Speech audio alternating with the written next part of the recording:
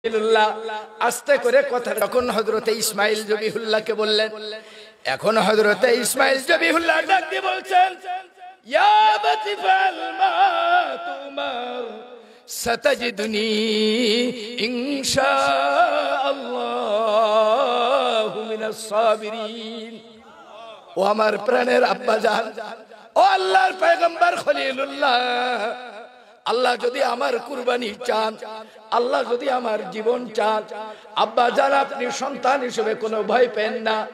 আমি ইসমাঈল আপনাকে আশ্বস্ত করছি, আল্লাহর পক্ষ থেকে যাহা আপনি আদিষ্টিত হয়েছেন সেই কুরবানি আপনি আমাকে করে দিন। আল্লাহর সাবিরিন বান্দাদের ভিতরে আমাকে আপনি পাবেন। ফালাম্মা আসলামা ওয়া তাল্লাহু লিল জাবিন فلما أسلم وتله للجبين وناديناه يا إبراهيم قد صدقت الرؤيا إنا كذلك نجزي المحسنين। লম্বা চওড়া ব্যাখ্যা করার সময় নাই। ইসমাঈল আলাইহিস সালাতু ওয়াস সালাম জবাই হওয়ার জন্য প্রস্তুত। ইব্রাহিম আলাইহিস সালাতু ওয়াস সালাম শুয়াই দিবেন, হাদিসের মধ্যে আছে, তাফসীরের ভিতরে আছে। এখন যখন হাত বেঁধেছেন মিনার ময়দানে যেখানে শুয়াই দিয়েছেন, ছোট্ট ছেলে 11 বছরের বালক ইসমাঈল আলাইহিস সালাতু ওয়াস সালাম আব্বাকে ডাক দিয়ে বলেন, আব্বা জান আমি আপনার আদরের সন্তান, আমাকে জন্মের পরে রেখে আপনি চলে গিয়েছিলেন, যার পায়ের আগাতে আল্লাহ জমজম বানাইছিলেন। আল্লাহ তো জন্মের থেকেই পরীক্ষা নিতে আসে। ও আমার আব্বা জান, আমি আপনার সন্তান, আমার চক্ষুকে বেঁধে আপনি উপর করে দেন, কারণ জবাইয়ের সময় বাপ বেটার চোখ যদি এক হয়ে যায় আপনি জবাই নাও করতে পারে। লিল্লাহি তাকবীর। এমন ত্যাগ লক্ষ লক্ষ কথা আছে এর ভিতরে, হাদিসের মধ্যে, তাফসীরের ভিতরে, এত দূর যাব না। এক পর্যায়ে কুরবানির কাজ শেষ হয়ে গেল। হযরতে ইসমাঈল জবিহুল্লাহকে দিয়ে আরেক পরীক্ষা, জাবালুল কাবা থেকে পাথর মাথায় করে এনে কাবা ঘর তৈরি করলেন। ইব্রাহিম আলাইহিস সালাম দেখলেন একটা বড় সুবর্ণ সুযোগ, আমার সন্তান আল্লাহর জন্য কুরবানি হয়েছেন, আমার সন্তান কাবা ঘর তৈরি করার একমাত্র শ্রমিক হয়েছেন। এখন ইব্রাহিম আলাইহিস সালাম এই সুবর্ণ সময়ে দুইখানা হাত তুলে ইসমাঈল আলাইহিস সালামরে নিয়ে দোয়া করতেছেন, রব্বানা ওয়া ইয ইয়ারফাউ ইব্রাহিমুল কওয়াইদ মিনাল বাইতি ওয়া ইসমাঈল রব্বানা তাকাব্বাল মিন্না ইন্নাকা আনতাস সামিউল আলিম রব্বানা ওয়াজআলনা মুসলিমাইন লাক ওয়া মিন যুররিয়্যাতিনা উম্মাতান মুসলিমাতান লাক ওয়া আরিনা মানাসিকানা ওয়া তুব আলাইনা ইন্নাকা আনতাত তাওয়াবুর রহিম রব্বানা ওয়াবআথ ফীহিম রাসূলাম মিনহুম ইয়াতলু আলাইহিম আয়াতিক ওয়া ইউআল্লিমুহুমুল কিতাবা ওয়াল হিকমাতা ওয়া ইউযাক্কিহিম ইন্নাকা আনতাল আজিজুল হাকীম। সারমর্ম কথা, আল্লাহ আমার খানা কাবা তৈরি করা আল্লাহ আপনি কবুল করে নেন। আল্লাহ মুসলমান হিসেবে আমাকে কবুল করে নেন, আমার সন্তানকে কবুল করে নেন। আল্লাহ আমার সন্তানের পরবর্তী প্রজন্ম যারা আসবে, আল্লাহ ইসমাঈলের বংশকে আল্লাহ কবুল করে নেন।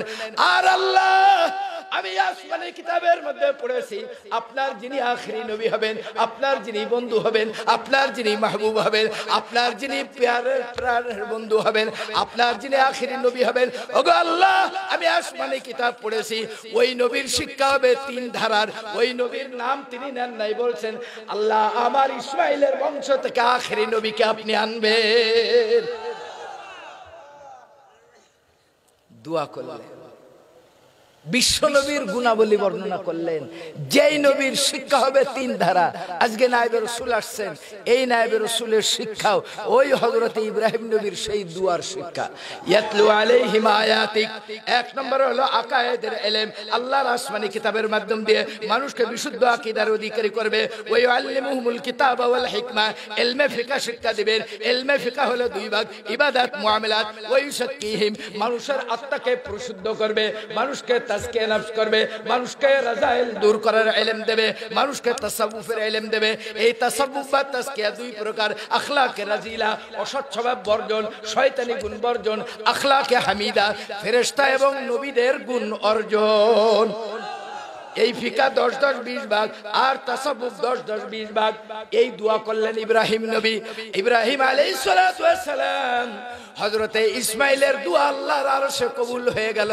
আর ইসমাইল আলাইহিস সালাতু ওয়াস সালামের বংশ থেকে আমাদের নবী এসে দুনিয়ায় রেখে গেছেন আকাইদ তাসাউফ ফিকা। লিল্লাহি তাকবীর, লিল্লাহি তাকবীর। একটা মাসালা বলি, আমরা কোন মাযহাবের লোক? হানাফি। জোরে কান আলহামদুলিল্লাহ। আমাদের মাযহাবের ইমামের নাম কি? সবাই আপনারা জানেন আলহামদুলিল্লাহ। আমাদের যিনি মাযহাবের ইমাম, ইমামে আযম আবু হানিফা রাহমাতুল্লাহ আলাইহি, দুনিয়ার কোন সাধারণ মানুষ ছিলেন না যিনি 40 বছর ইশা রুজু দিয়ে ফজরের নামাজ পড়েছেন। ইমাম আব্দুল ওয়াহাব শারানি রাহমাতুল্লাহ আলাইহি শাফি মাযহাবের উনি তাবকাতে কুবরার ভিতরে মানাকিবে ইমামে আযম আবু হানিফা রাহমাতুল্লাহ কিতাবের মধ্যে লেখেন, পাক ভারত উপমহাদেশের জগৎ বিখ্যাত আলেম আল্লামা আব্দুল হাই লাখনবী রাহমাতুল্লাহ আলাইহি তিনিও কিতাবের মধ্যে লিখেছেন, ইমামে আযম আবু হানিফা রাহমাতুল্লাহ আলাইহি এত বড় আলেম হওয়ার পরেও তিনি লেখেন, যেই ব্যক্তি দ্বীনের সমস্ত কিতাব পাঠ করে নিল কিন্তু আল্লাহর দ্বীন যে আকাইদ তাসাউফ ফিকহের সমষ্টি এটা বুঝলো না, ওই ব্যক্তি কোরআন হাদিসের পরিভাষায় আদৌ আলেম না।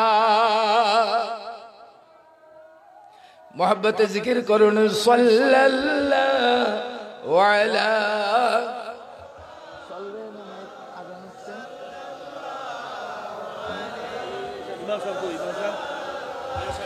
সাল্লাল্লাহু।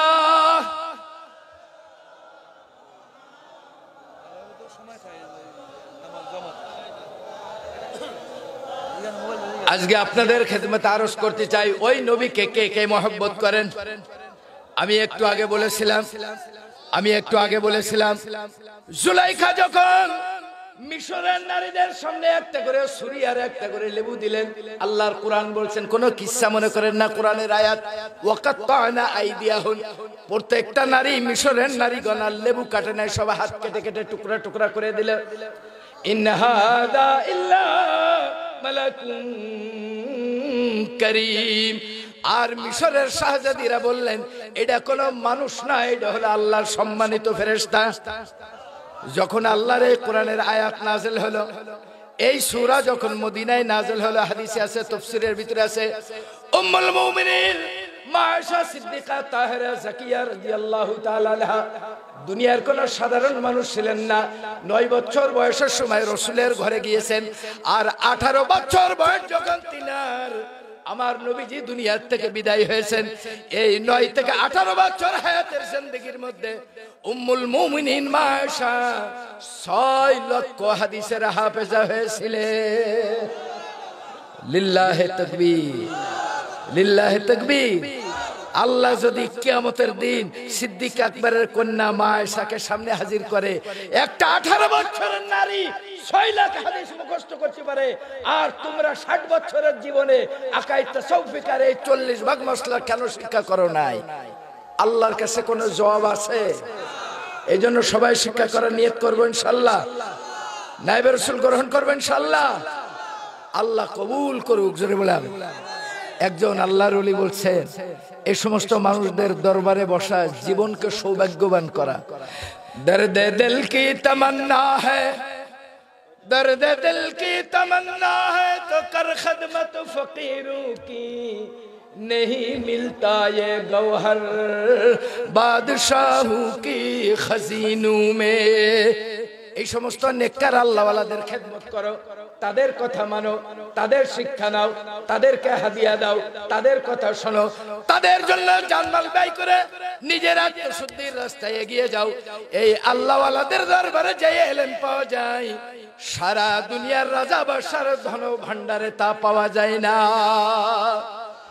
दर्द दिल की तमन्ना है, दर्द दिल की तमन्ना है तो कर खदमत फकीरों की, नहीं मिलता ये गौहर बादशाहों की खजीनों में।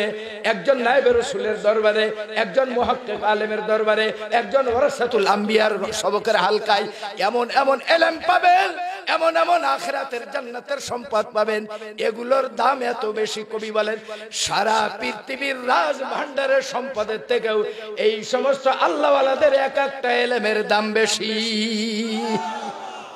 শেষ কথা বলছি, জুলাইখার এই আয়াত যখন নাযিল হলো, হযরতে মা আয়েশা মদিনায় যে মিশরের নারীরা ছিলেন তাদেরকে দাওয়াত করলেন, ও মিশরের নারীরা, ইউসুফ আলাইহিস সালাতু ওয়াস সালামের জামালের কথা আল্লাহ কোরআনে বলেছেন, ইউসুফ নবীর সৌন্দর্যতার কথা তোমরা কোরআনে শুনেছো, আমার ঘরে আসো, আয়েশার হুজরায় আসো, আমি সিদ্দিক আকবরের কন্যা রাসূলুল্লাহর জামালের খবর দিই। মদিনার ভিতরে হুজরা মুবারকের ভিতরে মিশরের নারীদেরকে ডাক দিলেন। এই আয়াত যখন নাযিল হলো, যে আয়াতে ইউসুফ আলাইহিস সালাতু ওয়াস সালামের সৌন্দর্যতা আছে, হাদিসের মধ্যে আছে, তাফসীরের মধ্যে আছে, মা আয়েশা সিদ্দিকা রাদিয়াল্লাহু আনহা একটা কবিতা পাঠ করে তাদেরকে শোনাইছিলেন। মুমিনের কলিজা ফেটে যাবে, আশিকে রাসূলের কলিজা ফেটে যাবে, নবী প্রেমিকদের আত্মা ভরে যাবে। মা আয়েশা সবাইকে ডাক দিয়ে একটা কবিতা শোনাইছিলেন, লাওয়াহি জুলাইখা